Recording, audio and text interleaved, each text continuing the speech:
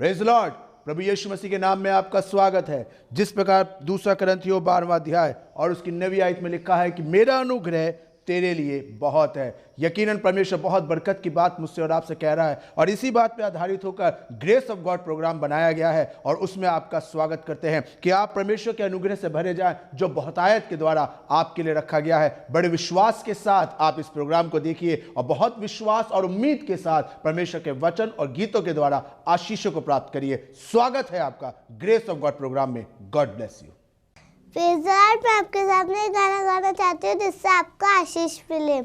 Smile smile Jesus loves you, smile smile Jesus loves you, smile smile Jesus loves you, for precious to he to me. Dance dance Jesus loves you, dance dance Jesus loves you.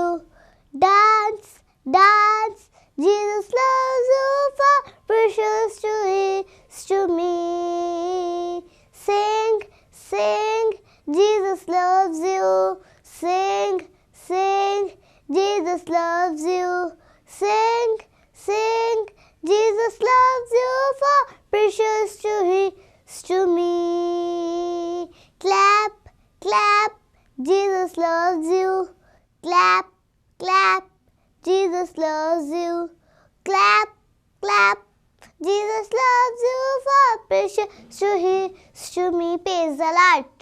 खुदावन के आज के खूबसूरत दिन में हम खुदावन यीशु मसीह के खूबसूरत, कय्यूम, जलाली और मुकद्दस नाम में आपको सलाम कहते हैं और हमारा सलाम आप तक और आपके ख़ानदान में एक एक शख्सियत के पास पहुँचे। हमारा खुदा अच्छा खुदा है जो हम सब पर रहम करता है।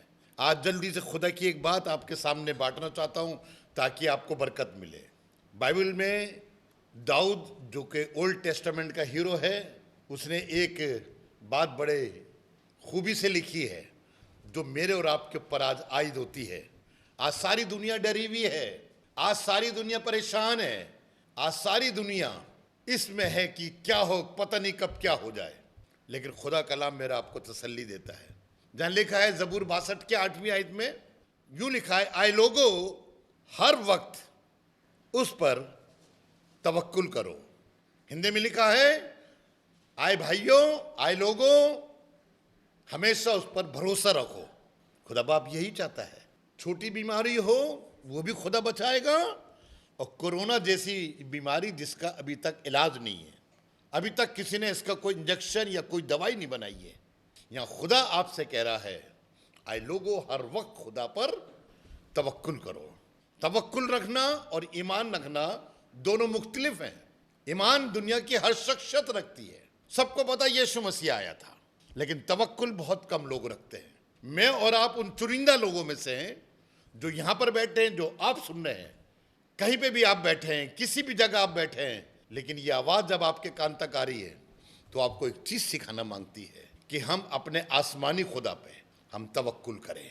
आपका तवक्कुल रखना सिर्फ आपकी ज़िंदगी को नहीं बचाएगा, आपका तवक्कुल रखना आपसे जुड़े हुए कुंबे को बचाएगा। अगर वो औरत तवक्कुल न रखती खुदा के कलाम पर, आपको याद आ जाएगा कि जो कह रही थी आज हमारा लास्ट डे है, मुट्ठी भर आटा है मटके में, कुप्पी में थोड़ा सा तेल है, घर जाऊंगी, रोटी बनाऊंगी, मैं खाऊंगी, मेरा बेटा खाएगा, हम दोनों मर जाएंगे। मैं आपसे खुदा पर तवक्कुल रखने की बात कर रहा हूँ। लेकिन खुदा खादिम एलिया ने कहा था, खुदा के हयात की कसम तुझे एक बात बता दूं कि जब तक आसमान से ज़मीन पर दोबारा पानी नहीं बरसेगा तेरे मटके का आटा कभी ख़त्म नहीं होगा। वो एलिया को नहीं जानती थी, वो खुदा के कलाम को जानती थी।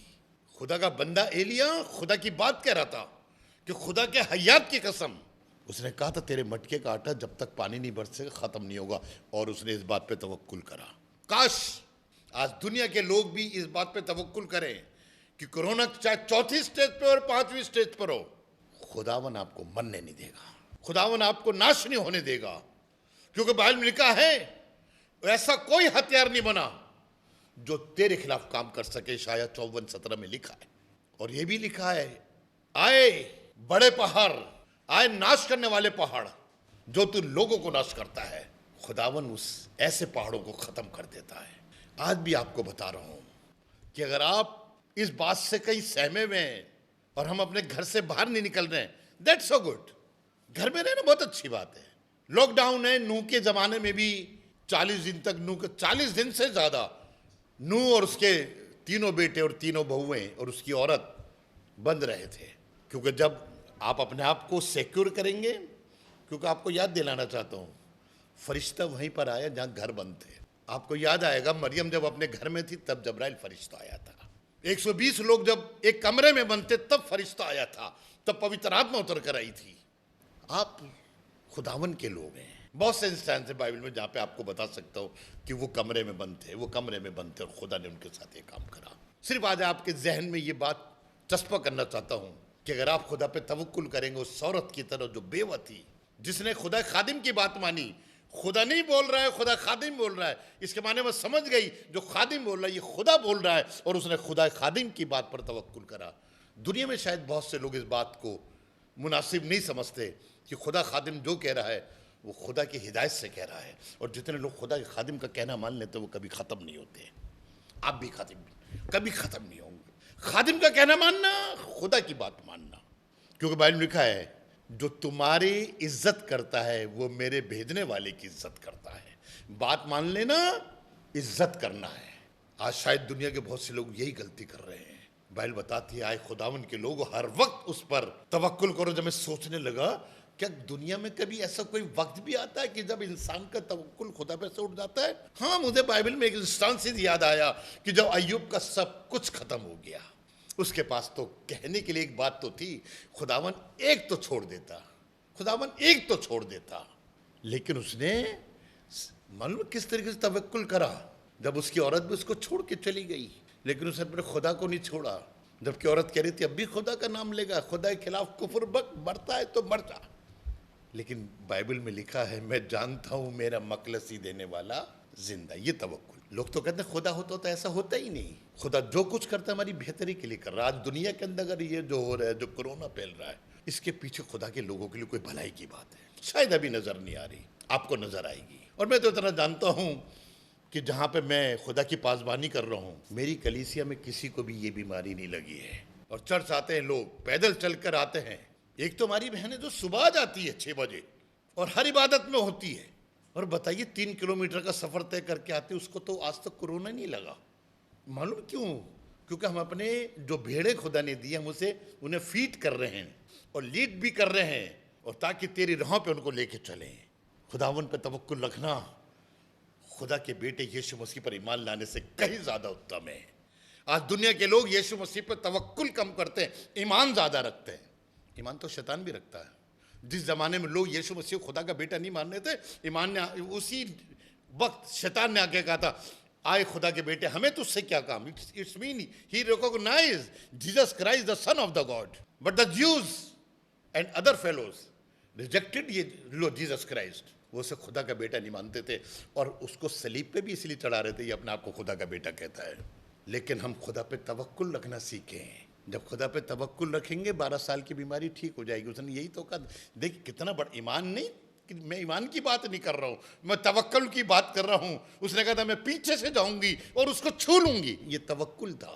आप भी आज हर बीमारी से शिफा पा सकते हैं। हमने अपने घर में खुदा का आश्चर्य कर्म देखा है। जहाँ कह रहे थे इन्हें आईसीयू में एडमिट कराओ, जहाँ कह रहे थे इनको एडमिट करा दो, इनका नहीं तो ऐसा हो सकता है, लेकिन खुदा का तवक्कुल बने रहे, कुछ नहीं होगा। खुदा प्यारा खुदा है।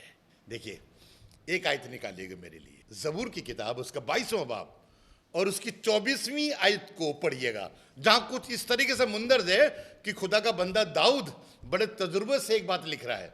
22 बाब की 24वीं आयत में, मेरा और आपका खुदा जिस पे आप तवक्कुल रखते हैं वो आपको कभी हकीर नहीं जानेगा, हकीर नहीं जानेगा। दुनिया के लोग शायद आपको हकीर समझने लगे। जब तक आपके पास सब कुछ है शायद वो आपकी इज्जत करें, आपकी ताजीम करें। जिस दिन कुछ नहीं होगा वो आपके आगे एक रोटी का टुकड़ा भी नहीं डालेंगे।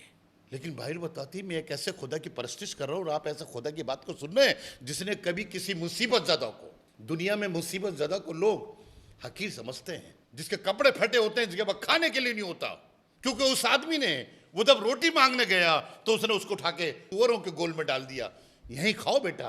कितना हकीर समझा था। लेकिन मेरे और आपका खुदा मेरे आपको हकीर नहीं समझता। वही बेटा जब उठ के बाप के पास गया था तो उसी बाप ने उसको सीने से लगा लिया था। आज हमारा आसमानी बाप भी मेरे और आपको सीने से लगाने के लिए तैयार है, लेकिन शर्त है कि उस पर तवक्कुल रखना, क्योंकि उसने किसी मुसीबत ज़्यादा को हकीर नहीं जाना। पहली चीज हकीर, सेकंड। दूसरी चीज, खुदा कभी किसी से नफरत नहीं करता, कभी नफरत नहीं करता। दुनिया के लोग शायद आपसे नफरत करने लगे, कोई आपसे गलती हो गई और लोग कहने लगे नो से चूहे खा की बिल्ली हज को चली। दुनिया नफरत करेंगे, आपके घर में आते हुए कतराएंगे, लेकिन आसमान का खुदा उसी घर में आपके पास आएगा और आपसे बातचीत करेगा, क्योंकि वो नफरत नहीं करता, उसके पास सिर्फ मोहब्बत है। बाइबल बताती है उसने हम मेरे और आपसे मोहब्बत करी है।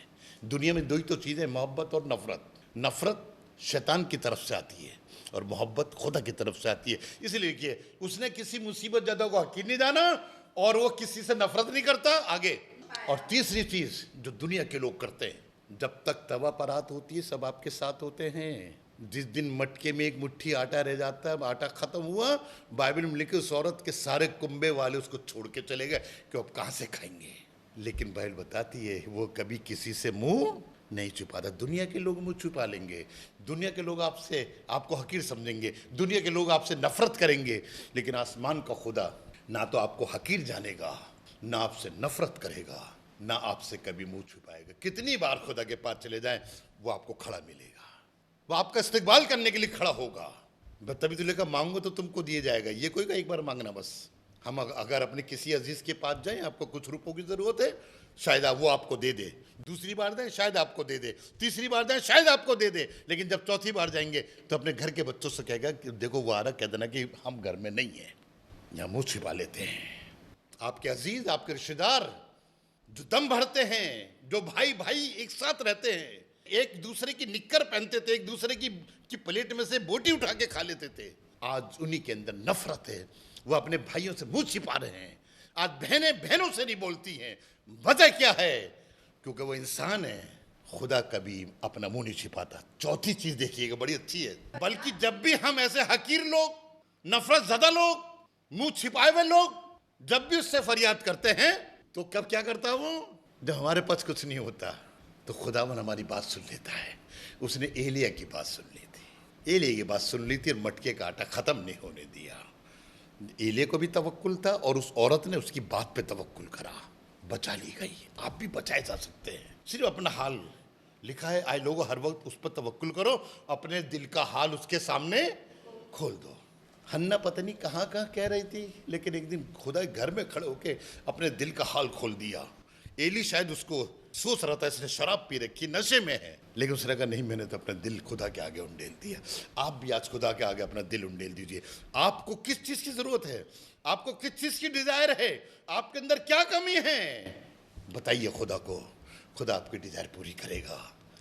अब मैं आपको आज दो लोगों के पास लेके चलूँ, एक जिसने तवक्कुल करा, जो तवक्कुल खुदा पे रखता है, और जो खुदा पे तवक्कुल नहीं रखता।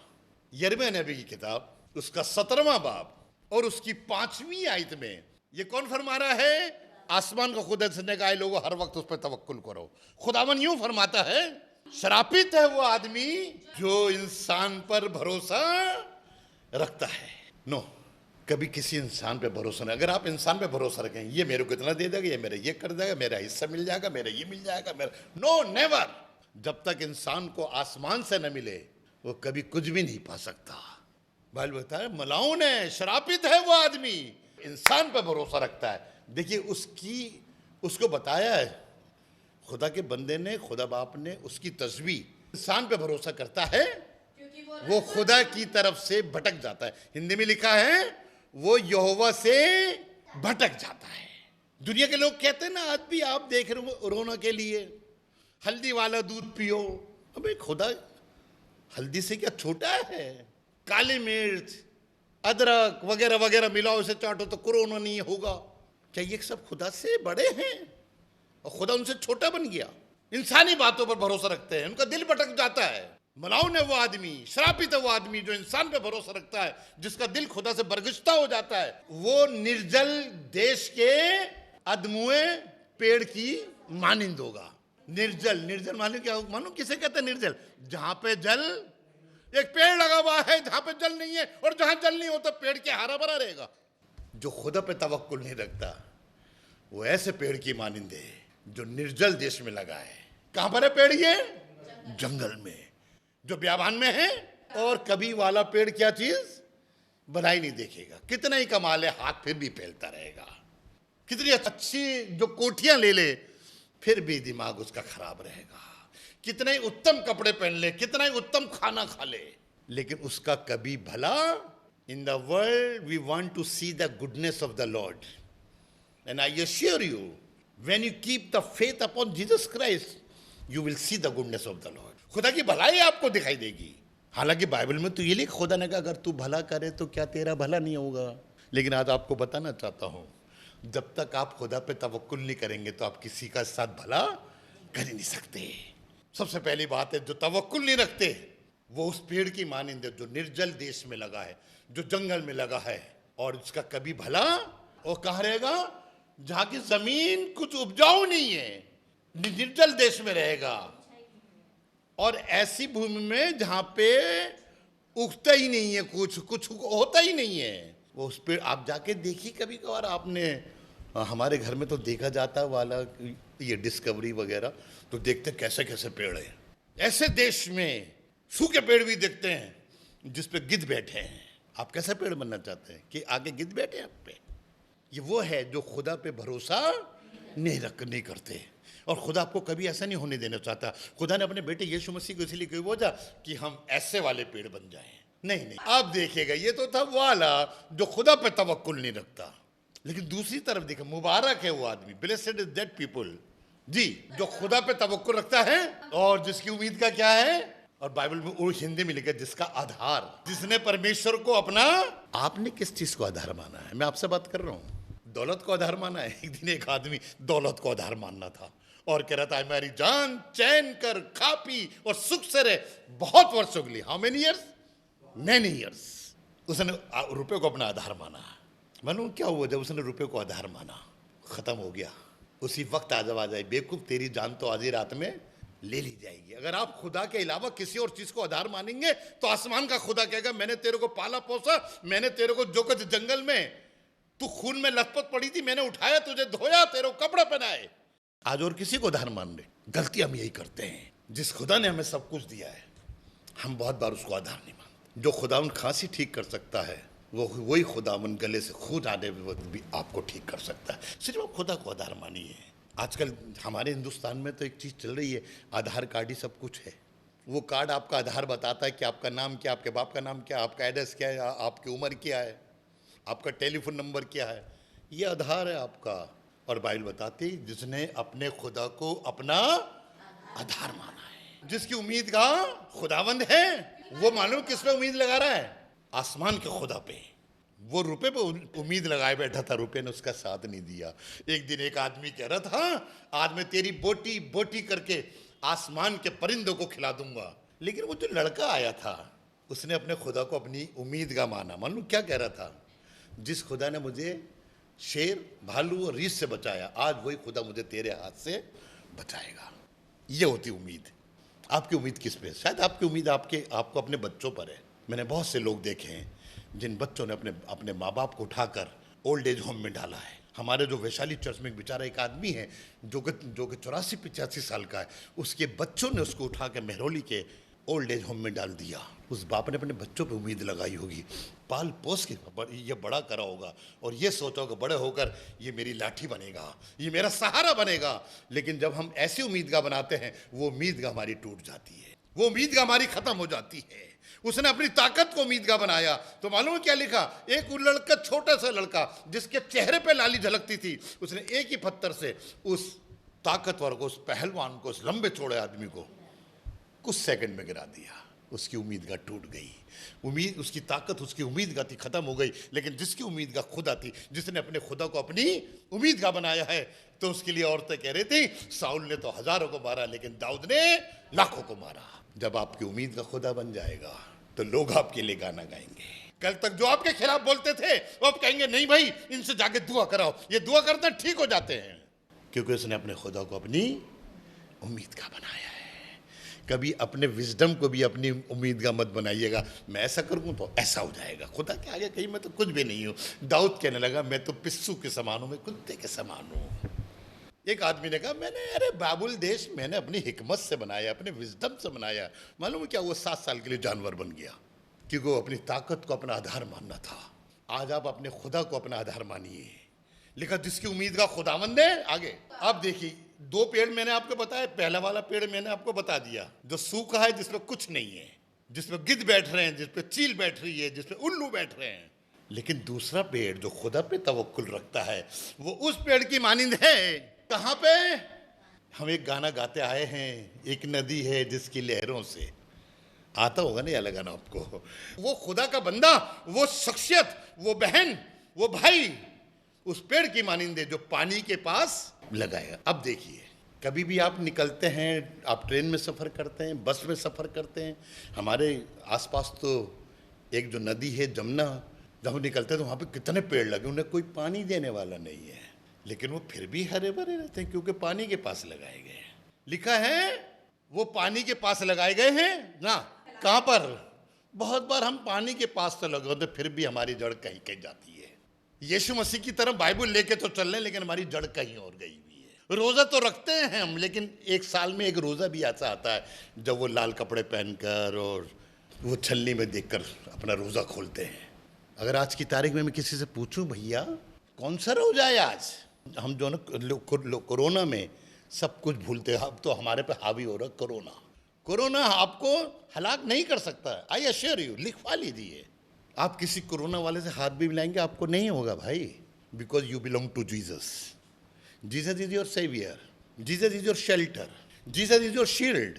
सिर्फ खुदावन यीशु मसीह को अपना आधार मानिए, तवक्कुल करिए, उम्मीदगार मानिए, तो लिखा है आप उस पेड़ की मानिंद होंगे जो दरिया के किनारे लगा और जिसकी जड़ें जानते हैं हमारे बाप दादा, हम उनके पौधे हैं, उनकी जड़ें पानी के वो तरफ गई, जिनकी जड़ें पानी की तरफ जाती हैं। आगे बढ़िएगा। और जब गर्मी आए, हमारे चर्च के बाहर इतने पेड़ लगे और सुबह होते पत्ते गिरे होते हैं, और ये तब होता है जब गर्मी शुरू हो जाती। हमारे घर में छोटा सा बच्चा है, वो कहता पापा गर्मी आ गई।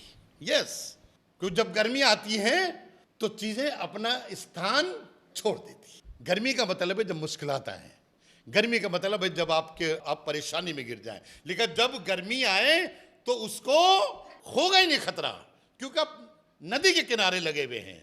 कोरोना आपका कुछ नहीं बिगाड़ पाएगा क्योंकि आप नदी के किनारे लगे हुए हैं। टीबी आपका कुछ नहीं बिगाड़ पाएगी क्योंकि आप नदी के किनारे लगे। कैंसर की बीमारी आपको मार नहीं पाएगी क्योंकि आप नदी के किनारे लगे हैं।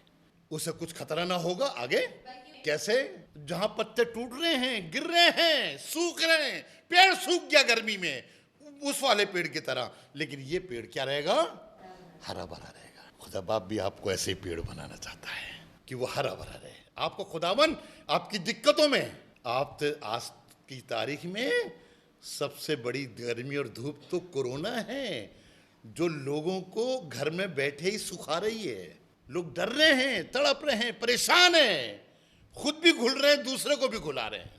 लेकिन बाइबल बताती है जब गर्मी आएगी तो उससे कोई खौफ खतर ना होगा। आगे, और यानी खुशहाली क्या? जब सूखा पड़ेगा, और सूखे वर्ष में कोई चिंता नहीं, आखिरी रोटी है, मर जाएंगे। लेकिन बाइबल कह रही है सूखे वर्ष में भी उसे कोई चिंता नहीं है। क्यों? क्योंकि उसने खुदा पर तब भी क्या रहेगा? अरे सूखे में फल रहे हो। लोग पूछेंगे भैया कैसे फल रहे हो? लोग कहेंगे यार हमारे तो पत्ते सूख गए। कलाम में लिखा है जब भी पत्तों का जिक्र आया है तो बच्चों का जिक्र आया है।